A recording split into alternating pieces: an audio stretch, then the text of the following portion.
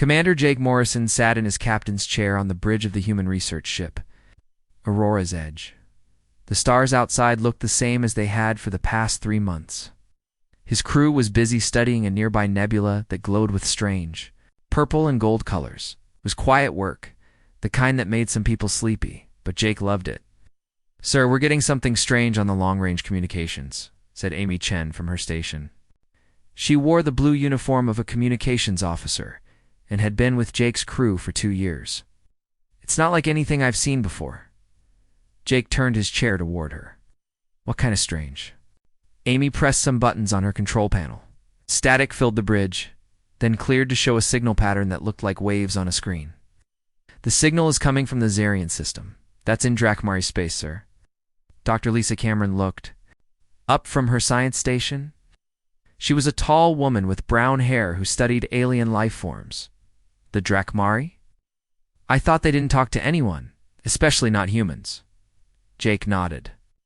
The Drakmari were known throughout this part of the galaxy, but they kept to themselves. They were old, very old.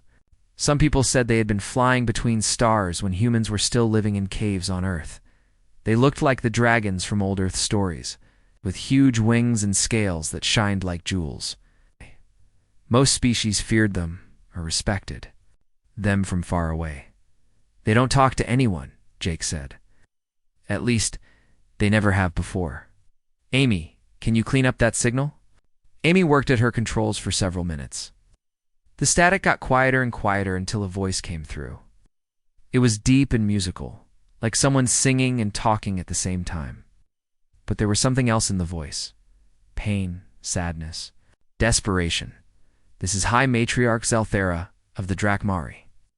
I send this message to any who might hear and have the knowledge to help." The voice paused, and Jake could hear something like a sigh. "Our children are dying. We who have flown among the stars for 10,000 years cannot save them. We who have knowledge of things beyond the understanding of younger races cannot heal our own young ones." The bridge went completely quiet. Even the usual humming of the ship's engines seemed softer. Dr. Cameron put her hand over her mouth. Amy stared at her control panel with wide eyes. The voice continued. "A sickness has come to our nursery worlds. It takes only our children, leaving the adults untouched. Our greatest healers have tried everything. Our most powerful medicines do nothing. Our ancient knowledge fails us." Another pause, longer this time. "Perhaps the younger races, those who think differently than we do, might succeed where we have failed. This is our hope. This is our desperate call." The message ended with a set of coordinates and then silence. Jake looked around his bridge. His crew stared back at him, waiting for orders. These were good people. Ben Harper, his second in command, was a steady man who never panicked. Dr. Cameron was the smartest person Jake had ever met when it came to understanding alien biology. Amy Chen could make their communication system do things that amazed even the engineers who built it. Carlos Martinez could fix anything that broke and make improvements to things that didn't need fixing. Dr. Nina Rodriguez knew more about treating sick children than anyone else in the human fleet. "Sir," Ben Harper said quietly, "this could be a trap. The Drakmari have never asked for help from anyone. Why would they start with us?" Jake understood Ben's worry. In space, you had to be careful. Or species that would trick you into coming close so they could attack. But something about the voice in that message made Jake think this was real. "Dr. Cameron," Jake said, "what do you know about Drakmari biology?" Lisa Cameron stood and walked closer to Jake's chair. "Not much, sir. They're very private about their personal lives. What I do know is that they're different from most species. They live for thousands of years. They can speak to each other with their minds across great distances. Their scales can change color based on their emotions." She paused and looked thoughtful. "I also know that they have very few children. A Drakmari might only have 1 or 2 offspring in their entire long life. So if their children are dying," Amy said softly, "their entire species could end." Jake felt a chill run down his back. The idea of an entire species ending was horrible. I said, but more than that, he thought about what it would be like to be a parent. Watching your child die and not be able to help, Sir Dr. Rodriguez said. If there really is some kind of sickness affecting their children, they might need a fresh perspective. Sometimes when you know too much about something, you can't see simple solutions. Ah. Carlos Martinez nodded from his engineering station. Ah.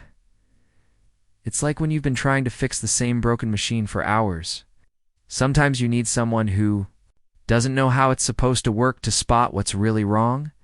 Jake made his decision. It wasn't based on politics or military strategy. It was based on something simpler. There were children somewhere who were sick and dying, and their parents couldn't help them. Amy, send a response to those coordinates. Tell them we're coming to help. Ben Harper leaned forward. Sir, we should contact Earth Command first. Get permission. The Drakmari system is outside our normal patrol area. By the time we get permission from Earth Command, how many more children might die? Jake asked. Sometimes you have to do what's right first and ask for permission later. Amy's fingers moved quickly over her controls. Message sent, sir. I'm also sending our current position and planned route to Earth Command so they know where we've gone. Dr. Cameron, I want you to research everything we have about Drakmari biology. Anything that might help us understand what we're dealing with. Dr. Rodriguez, start thinking about diseases that affect children but not adults. Carlos, make sure all our medical equipment is working perfectly. What about weapons, sir? Ben asked. Should we go in ready for a fight? Jake thought about this. We'll keep our defenses ready, but we're going there to help, not to fight. If this is a trap, shooting first won't save us anyway. The Drakmari are too powerful. Our best protection is to be genuinely helpful. As the Aurora's Edge changed course toward the Zarian system, Jake stared out at the stars. In a few days, they would meet one of the oldest and most mysterious species in the galaxy. A species that had never asked for help from anyone was now asking for help from humans. Dr. Cameron returned to her science station and began pulling up files on her computer. Sir, I'm finding some interesting information about Drakmari reproduction. It says here that their young go through several stages of development that are completely different from the adults. It's almost like they're different species at different ages. That could be important, Dr. Rodriguez said. Disease that affects one stage of development but not another would be very unusual. It might be something artificial, or Jake felt another. Chill. If the disease was artificial, that meant someone had created it on purpose. Someone had made a weapon designed to kill children. The Aurora's Edge flew through space toward a species that had ruled their part of the galaxy since before humans learned to write. They were flying toward parents who were watching their children die, were flying toward the unknown, carrying nothing but hope and the determination to help. Behind them, the purple and gold nebula grew smaller and smaller until it was just another point of light among the stars. The Aurora's Edge dropped out of faster-than-light travel at the edge of the Zarian system. Commander Jake Morrison stood on the bridge looking at the view screen. What he saw took his breath away. Zarian Prime was beautiful in a way that made Earth look plain. The planet was covered in crystal formations that caught the light from the system's twin suns.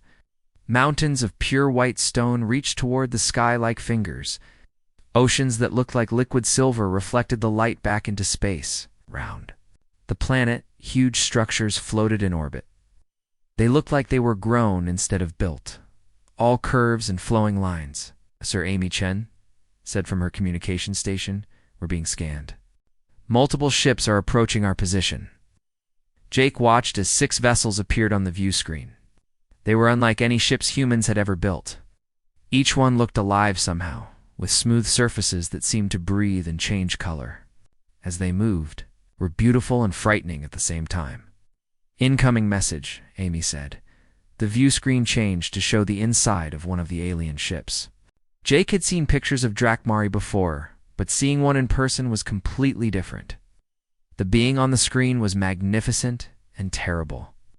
She was larger than any human, with scales that shifted from deep blue to silver to gold as Jake watched. Her eyes were like stars, bright and ancient. 2 large wings were folded behind her shoulders. "I am High Matriarch Zelthera," the being said. Her voice was the same one they had heard in the distress message. But now, Jake could see the sadness in her star-bright eyes. "You are the humans who answered our call." "Yes, Your Highness," Jake said, hoping he was using the right title. "Commander Jake Morrison, we've come to help if we can." Something strange happened on Zelthara's face. Her scales shifted to darker colors, and she looked down for a moment before speaking again. "Commander Morrison, in 10,000 years of existence, I have never asked another species for assistance. The Drakmari have always been strong enough to solve our own problems."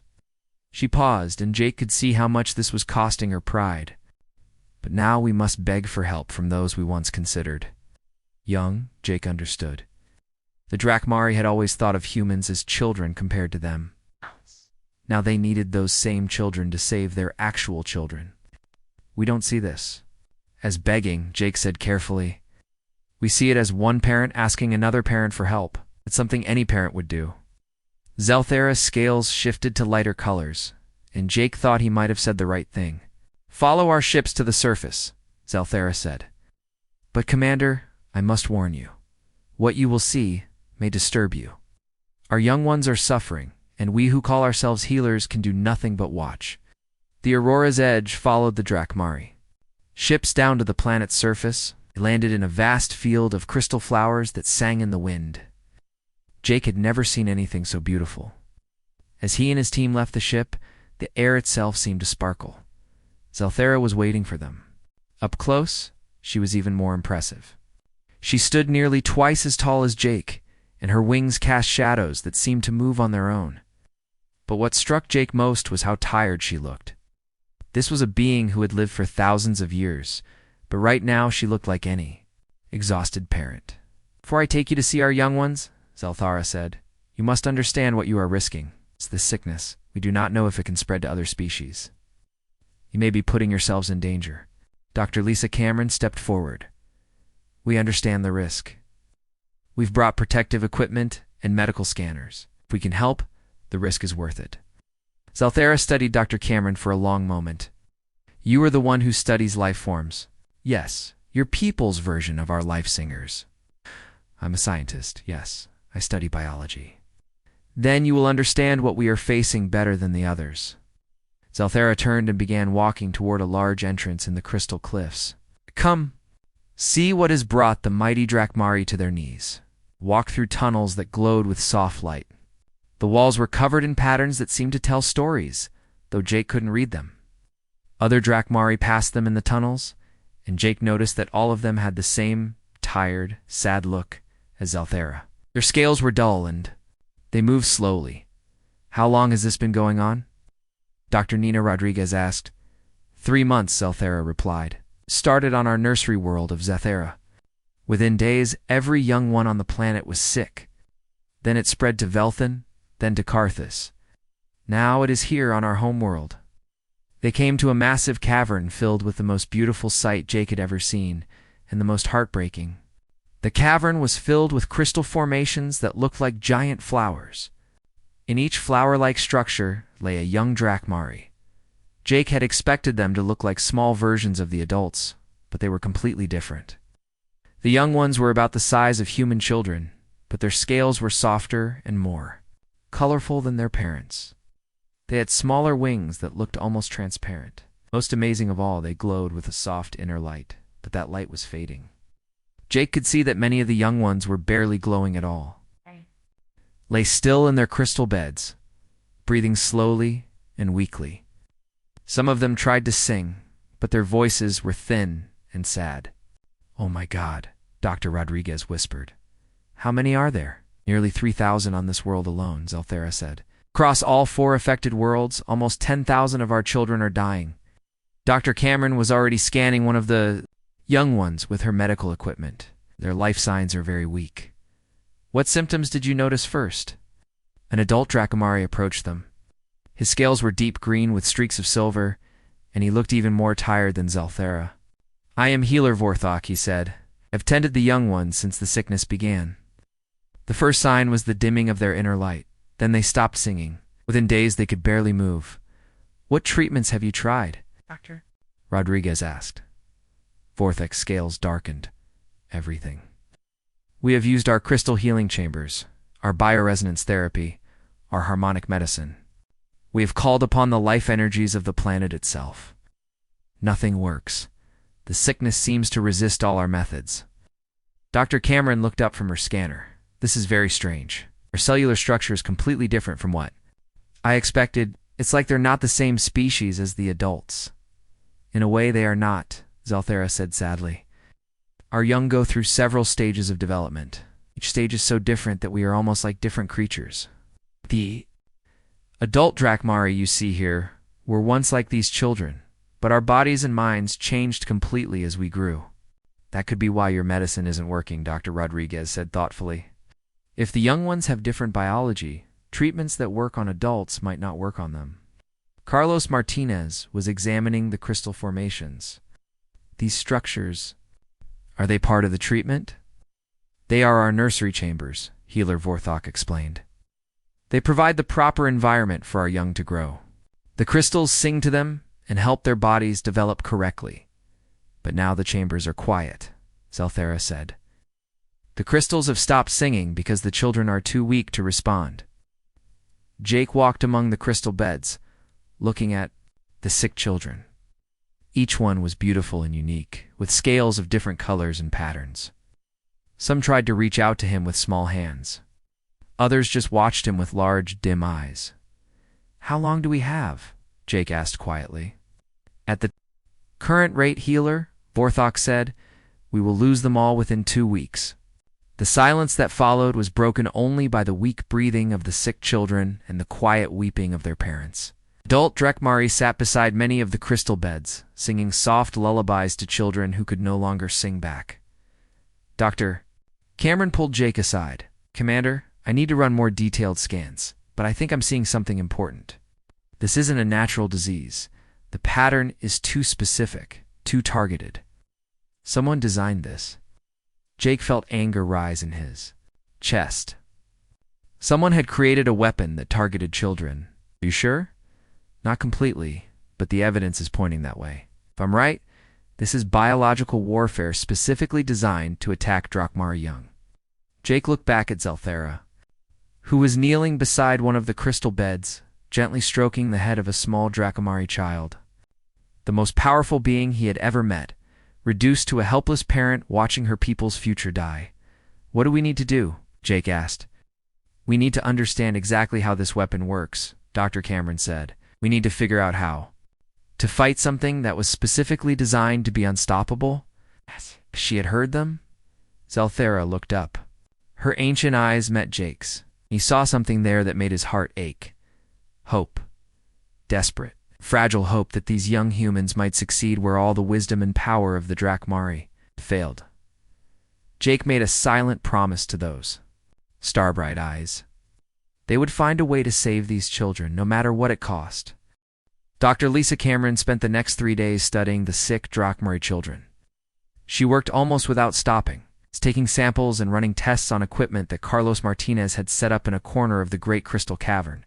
The adult Drakmari watched her work with a mixture of hope and confusion. The human works very strangely, Ahila Vorthok said to High Matriarch Zelthera as they watched Dr. Cameron examine blood samples under a microscope. She does not sing to the samples or try to feel their life energy. She just looks at them. Through that device, Zelthera nodded slowly. Their methods are different from ours. We work with harmony and balance. They work with ... What is the word ... analysis. Dr. Cameron looked up from her microscope with excitement in her eyes. Commander Morrison, I need to show you something important. Jake walked over to where she was working. The other humans gathered around too. Dr. Nina Rodriguez had been helping. Sick children drink water and trying to make them more comfortable. Carlos Martinez had been studying the crystal chambers to see if he could make them work better. Amy Chen had been recording everything they learned. What have you found? Jake asked. Dr. Cameron pointed to her computer screen, which showed a complex pattern of shapes and colors. This is what the disease looks like at the cellular level. See these structures here? They're not natural. They're artificial. Someone built them? Dr. Rodriguez asked. Like a machine? Exactly like a machine. Very tiny machine designed to attack specific parts of Drakmari biology. But here's the strangest part. It only attacks the biology that exists in young Drakmari. It completely ignores the cellular structures that adult Drakmari have. Carlos Martinez frowned.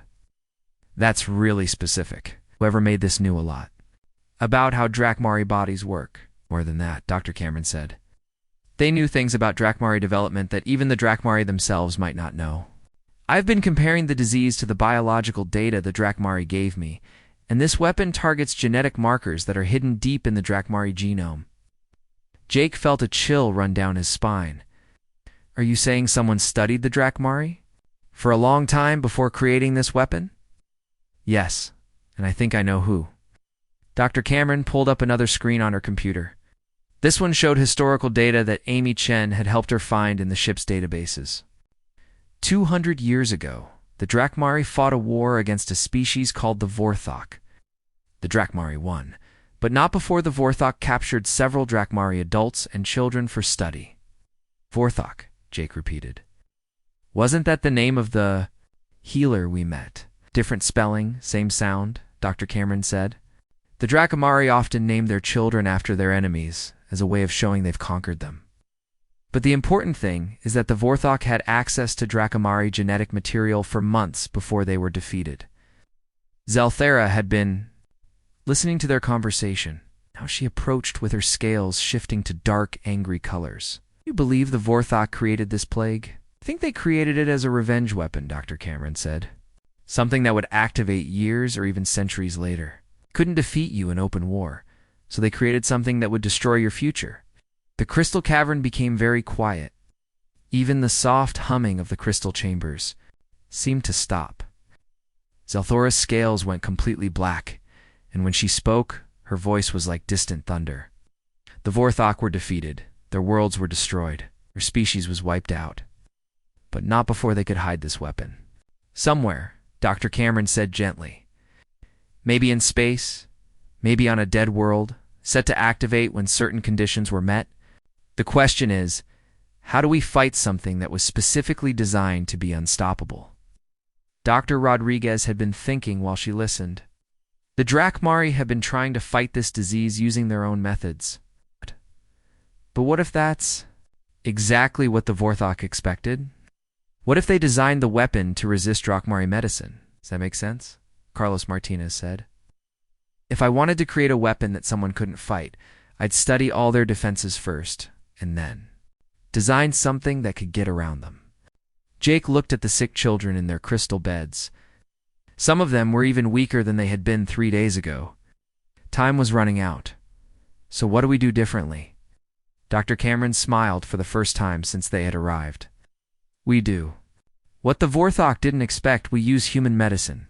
We approach this problem the way humans approach problems, not with harmony and balance, but with direct action. What do you mean? Zelthera asked. Drakmari medicine works by enhancing natural processes, right? You help the body heal itself through crystal energy and life force manipulation. But this weapon corrupts those natural processes. Every time the body tries to heal itself, the weapon gets stronger. Healer Vorthok looked confused. Then how can healing be possible? If the natural processes are corrupted, what else is there? Doctor. Rodriguez stepped forward. Human medicine works differently. We don't just enhance natural processes. We fight diseases directly. We create artificial antibodies. We use synthetic medicines. We even alter the body's chemistry when we need to. Alter the body's chemistry? Zelthera repeated. Her scales shifted to lighter colors, but Jake could see she was still worried. That sounds ... dangerous. It can be, Dr. Cameron admitted. But right now, dangerous might be better than letting the children die. Jake made a decision. What would you need to try this approach? Dr. Cameron looked at her teammates. We'd need to create a treatment that works completely differently from anything the Drakmari have tried. Something the Vorthok weapon wasn't designed to handle. I have an idea, Dr. Rodriguez said quietly, but you're not going to like it. Everyone looked at her. Dr. Rodriguez was the gentlest person on the crew, someone who dedicated her life to helping children. If she was worried about her own idea, it must be something serious. The weapon targets specific genetic markers in young Drakmari, she said. What if we could temporarily change those markers? Make the children's genetics look different enough that the weapon doesn't recognize them. The silence that followed was complete. Even Zelthara seemed shocked by the suggestion. Change their genetics? Healer Vorthok asked. That would change who they are. They might not even be Drakmari anymore.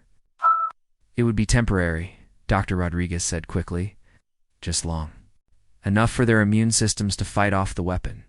Then we could reverse the changes. But the risk, Zelthara said. If something went wrong, we could lose them forever. Jake understood the dilemma. They were asking the Drakmari to risk their children's very identity to save their lives. 4. A species that valued genetic heritage as much as the Drakmari did? This was almost unthinkable. There might be another way, Carlos Martinez said. What if we don't change the children's genetics? What if we change the weapon itself? Dr. Cameron looked at him with interest. What do you mean? Well, the weapon is basically a very small machine, right? And I'm good with machines. What if we could reprogram it? Make it attack itself instead of the children? That's brilliant, Dr. Cameron said. But we'd need to understand exactly how the weapon works first. And we'd need to find a way to deliver the reprogramming to every infected child. Amy Chen had been quiet during most of the discussion, but now she spoke up. What about the crystal chambers? The children are all connected to them. If we could use the chambers to send the reprogramming signal. That could work, Carlos, Martinez said excitedly. The crystals already have a connection to each child. Just need to figure out how to use that connection. Zelthara looked at each of the humans in turn. You would risk this? These are not your children. You fail, if you make them worse, you gain nothing and lose everything. Jake thought about that. She was right. If they failed, they would have made the situation worse. The Drakmari would never forgive them, and the children would still die. But if they did nothing, the children would die anyway. We're parents too, Jake said simply. Not all of us have children of our own, but we understand what it means to want to protect the young. These children don't have to be ours for us to care about them. Something changed in Zelthora's expression. Her scales shifted to colors Jake had never seen before, warm golds and soft blues that seemed to glow with their own light. Very well, she said. We will try your human methods. But we will try them carefully, and we will be ready to stop if things go wrong. Dr. Cameron nodded. We'll start with computer simulations. We'll test every part of the plan before we try it on any of the children. As the team began to work on their new approach, Jake noticed something. The adult Drakmari who had been watching them with suspicion were now watching with something else. Respect, maybe, even admiration. These humans were willing to risk everything for children they had never met before. That was something even the ancient Drakmari could understand and honor. Dr. Lisa Cameron worked for 2 days straight creating computer models of the Vorthok weapon. Her eyes were red from staring at screens, and she had forgotten to eat most of her meals. Carlos Martinez brought her coffee and sandwiches while she worked, knowing she wouldn't stop on her own. I think I've found something, she said on the morning of the 3rd day. Jake hurried over to her workstation, followed by Dr. Rodriguez and the rest of the team. The weapon is clever, Dr. Cameron explained, pointing at the complex patterns on her screen. It disguises itself as part of the children's own immune system. That's why the Drakmari treatments don't work. Their medicine tries to strengthen the immune system, but that just makes the weapon stronger too. So we need to weaken the immune system, Dr. Rodriguez asked. No. That would kill the children faster. We need to do something the weapon doesn't expect. We need to confuse it. Carlos Martinez leaned closer to look at the screen. How do we confuse a biological weapon? By giving it targets it wasn't designed to handle, Dr. Cameron said. She pulled up another screen showing what looked like a complex recipe. I've been working on creating artificial antibodies. Not Drakmari antibodies, and not exactly human antibodies either. Something completely new. High Matriarch Zelthara approached their workstation. Over the past few days, she had started spending more time with the human team, watching them work, and asking questions about their methods. Explain these artificial antibodies, she said. Dr. Cameron turned to face the tall Drakmari leader. In human medicine, we sometimes create artificial versions of the body's natural defenses. These artificial antibodies can be designed to attack specific threats. The weapon inside your children was designed to hide from Drakmari antibodies, but it won't know how to hide from antibodies that don't exist in nature. But how will you create these artificial antibodies? Zelthara asked. Dr. Rodriguez stepped forward. That's the difficult part. To create the right antibodies, we need genetic material from both humans and Drakmari.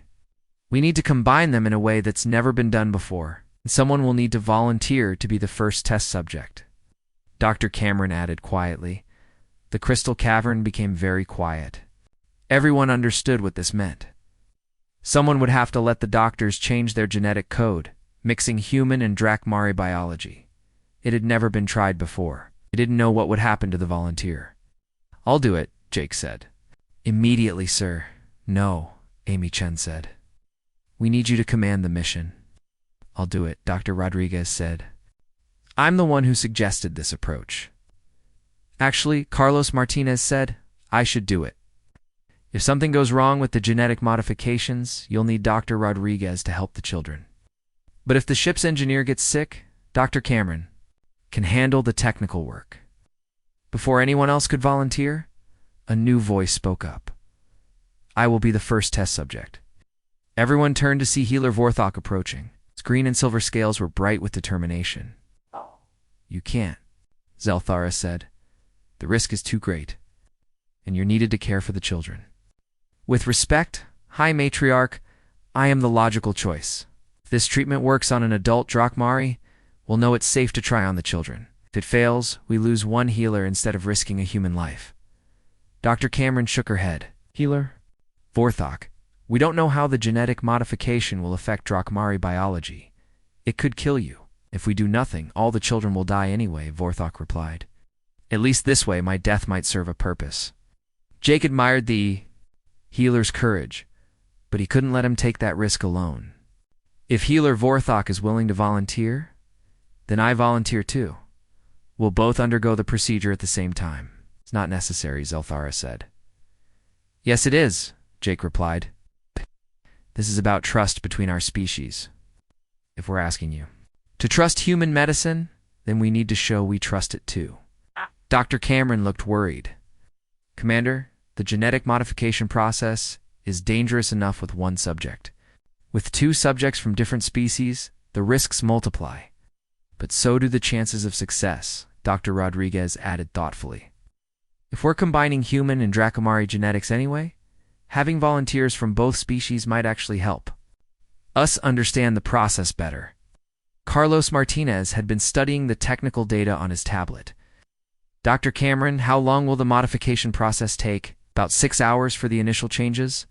Then we'll need to monitor both subjects for at least 24 hours to see how their bodies react. And if it works? Othera asked. If it works, their modified immune systems will produce the artificial antibodies we need.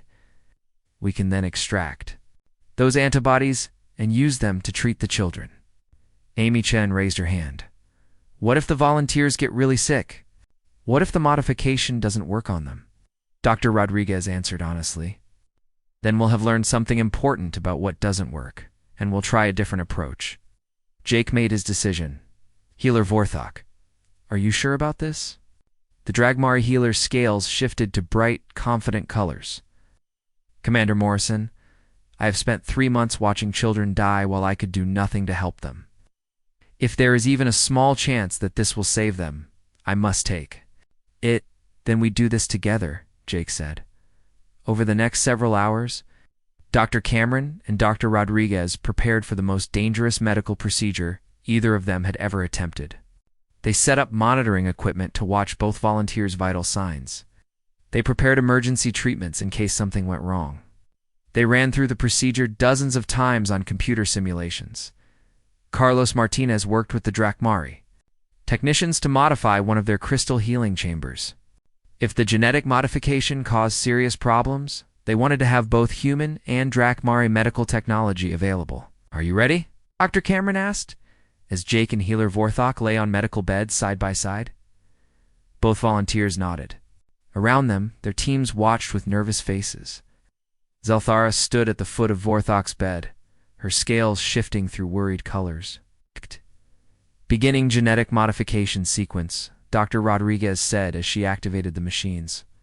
For the first hour, nothing seemed to happen. Both Jake and Vorthok felt fine. Their vital signs remained normal. Dr. Cameron watched her screens carefully, monitoring the changes happening in their cells. The modification is taking hold, she reported. Both subjects are responding well. So far, in the second hour, Jake began to feel strange. His skin tingled, and he felt very hot.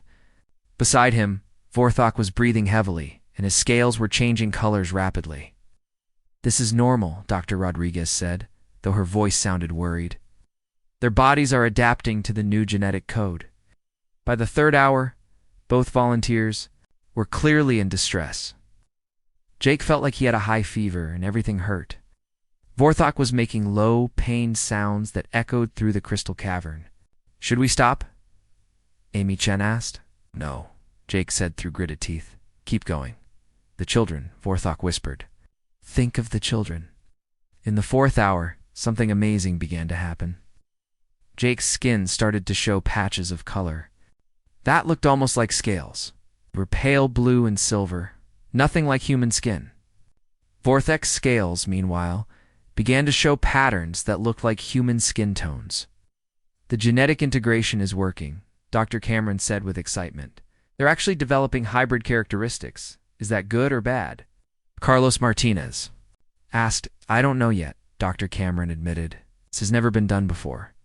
The fifth hour was the worst. Both volunteers were clearly suffering. Jake felt like his body was being torn apart and rebuilt. Vorthok's breathing became so labored that Zelthera moved closer to his bed, singing a soft, healing song. But in the sixth hour, something changed. The pain began to fade. Jake's fever broke. Vorthok's breathing became easier. Most importantly, Dr. Cameron's equipment showed that both of their immune systems were producing something new. It's working, she said quietly. They're both producing. The artificial antibodies. When the procedure was finally complete, Jake sat up slowly on his medical bed. He felt different, but not bad different. He looked at his hands and saw that they still had patches of blue and silver that looked like scales.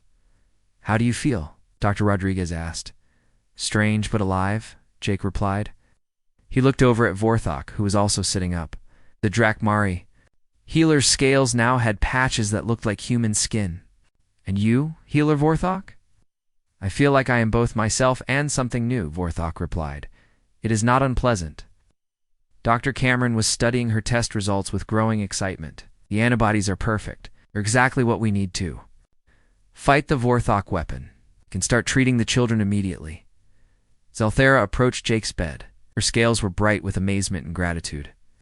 Commander Morrison, you have risked your very nature to save our children. This is a debt that can never be repaid. Jake looked at his hands again, at the strange new patterns on his skin. We're not the same people we were 6 hours ago, he said. But maybe that's okay. Maybe being different isn't always bad. The children, Vorthok said, struggling to stand. We must begin treating them immediately. As the medical team prepared to extract antibodies from both volunteers, Jake realized something important had happened. He and Vorthok weren't fully human or fully Drakmari anymore. Dr. Lisa Cameron worked quickly to extract the artificial antibodies from Jake's and healer Vorthok's blood. Her hands moved with careful precision as she prepared the first doses of the treatment. Around her, the crystal cavern was filled with nervous energy. Every adult Drakmari was watching, hoping that this strange human medicine might succeed where all their ancient knowledge had failed. How many children should we treat first? Dr. Nina Rodriguez asked. High Matriarch Zelthera approached their medical station. Her scales were shifting between hope and fear. Start with 5. If something goes wrong, we cannot risk all of them at once. Jake understood her caution. Even though the antibodies had worked in their bodies, treating the sick children was still dangerous. The young Drakmari were much weaker than he and Vorthok had been. Their small bodies might not be able to handle the treatment. I want to choose. The children myself, Zelthera said. It's the ones who are strongest who have the best chance of surviving if the treatment fails. Dr. Cameron nodded. That makes sense. Start with small doses and monitor them carefully. Zelthara moved through the crystal chamber, examining each sick child. It was heartbreaking to watch. She stopped at many beds, touching the children gently, listening to their weak breathing. Finally, she chose 5 young ones who still had some light glowing in their scales. These 5, she said, if anyone can survive your treatment, it will be them. The first child was named Lyra. She was small even for a young Drakmari, with scales that had once been bright pink and gold. Now they were faded and dull. Her parents, 2 adult Drakmari with deep blue scales, stood beside her crystal bed holding. Hands, are you ready? Dr. Rodriguez asked the parents. The mother, whose name was Vesta, nodded slowly. We have watched her fade for 3 months. At least now there is hope. Dr. Rodriguez carefully injected the artificial antibodies into Lyra's arm. The little Drakmari barely moved. Her breathing continued slow and weak. How long before we know if it's working? Vesta asked. We should see changes within a few hours, Dr. Cameron said. If the antibodies work, her light should start to get brighter. They moved to the second child, a young male named Keth. His scales had once been green and silver like his father's, but now they looked gray and lifeless. The injection went smoothly, and they continued to the other 3 children by the time they finished treating all 5 children. Jake was feeling the effects of the genetic modification more strongly. Scale-like patches on his skin had spread, and he could feel his body chemistry continuing to change. But he didn't regret it. What? Not when he looked at those 5 small forms lying in their crystal beds. Now we wait, Healer Vorthok said. His own appearance had changed dramatically. The human-like skin patches had spread across much of his body, making him look like no Drakmari anyone had ever seen. The waiting was the hardest part. Minutes felt like hours. Jake found himself checking the time constantly. Dr. Cameron monitored the children's vital signs on her equipment, while Dr. Rodriguez watched for any changes in their condition. After 2 hours, nothing had happened. The children looked the same as before. Some of the adult Drakmari began to look disappointed. Maybe it takes longer, Amy Chen said hopefully. Or maybe it doesn't work, one of the Drakmari healers said sadly. But Jake noticed something the others had missed. Look at Lyra, he said quietly. Everyone turned to look at the smallest child. At first, nothing seemed different. Then Jake saw it again, a tiny flicker of brighter light in her scales. There, Dr. Rodriguez said excitedly. Did you see that? They all watched Lyra carefully. After a few more minutes, there was another flicker, then another. Slowly, very slowly, the light in her scales began to grow brighter. It's working, Vesta whispered. Tears were streaming down her face as she watched her daughter's light return. Within the next hour, all 5 children began to show improvement. Their inner light grew brighter. Their breathing became stronger. Most amazingly, they began to move on their own for the first time in months. Keth was the first to open his eyes fully. He looked around the crystal chamber with confusion, then focused on his father's face. Papa, he said in a small, weak voice. His father, a large Drakmari named Thoric, began to cry.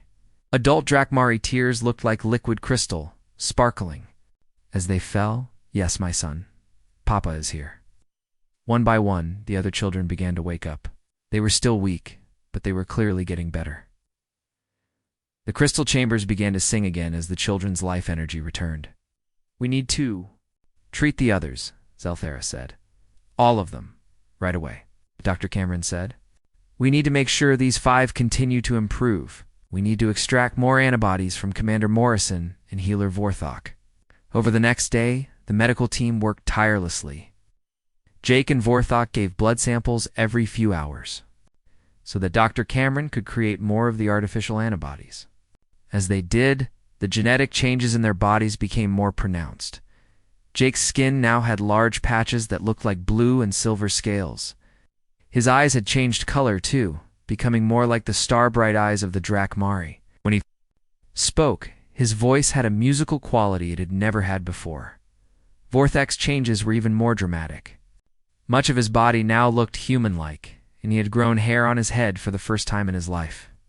His voice had become deeper, more like a human voice. "Do you regret what we've done?" Jake asked. Vorthak, as they sat together between blood draws. The Drakmari healer looked at his transformed hands. "How can I regret saving children? I am not the same being I was before, but perhaps that is not a bad thing. I understand both species now, in a way I never could before." By the second day, they had treated 50 children. By the third day, all 3,000 children on Zarian Prime had received the treatment. Wow. The results were amazing. Child after child began to wake up, their lights returning, their voices joining in the crystal songs of healing. But there were still the other 3 worlds where children were dying. "We need to go to them," Jake said. "Can't let the children on the other worlds die while we celebrate here." "The Aurora's Edge is not big enough to carry enough medicine for all the children," Carlos Martinez pointed out. "Then we'll make more volunteers," Dr. Rodriguez said. "If we can create more people like Commander Morrison and Healer Vorthak, we can produce antibodies faster." To everyone's surprise, volunteers came forward from both species. Human crew members volunteered to undergo the genetic modification. Young Drakmari healers volunteered as well. Amy Chen was the first human volunteer. "I want to help," she said simply. "If Jake can do it, so can I." 3 Drakmari healers also volunteered. Within a week, they had a team of 12 beings who were part human and part Drakmari, all producing the antibodies needed to save the children. The Aurora's Edge traveled to each of the affected worlds. On each world, they found the same thing: dying children and desperate parents. And on each world, they brought hope and healing. The last world they visited was Zethara, where the plague had started. By the time they arrived, almost 200 children had already died. But they saved the rest. Nearly 1,000 young lives brought back from the edge of death. 6 months later, Jake stood in the Great Crystal Chamber on Zarian Prime, watching human and Drakmari children playing together. The young ones didn't care that some of the adults looked strange, with mixed features from both species. They just saw friends and playmates. Dr. Cameron, who had also volunteered for the genetic modification, was teaching young Drakmari about human science while learning Drakmari life singing from them. Carlos Martinez, now with silver scales covering half his body, was showing Drakmari engineers how human technology worked. "You saved them all," Zelthera said, approaching Jake. The High Matriarch now wore a pendant made from crystallized human and Drakmari genetic material, a symbol of the new alliance between their species. "We saved them together," Jake replied. "That's what parents do for children, no matter whose children they are." Zelthera's scales shifted to the warmest, brightest colors Jake had ever seen. "The Drakmari have a saying, 'The young shall inherit the stars,' thanks to you and your people. Our young will live to inherit them." Jake looked at his hands, now more scaled than skin. He looked different, felt different, was different. Watching the children play and laugh and sing, he knew it had been worth it. Sometimes the greatest strength came not from being purely one thing, but from becoming something new. Something that could bridge the gap between 2 different worlds and bring them together.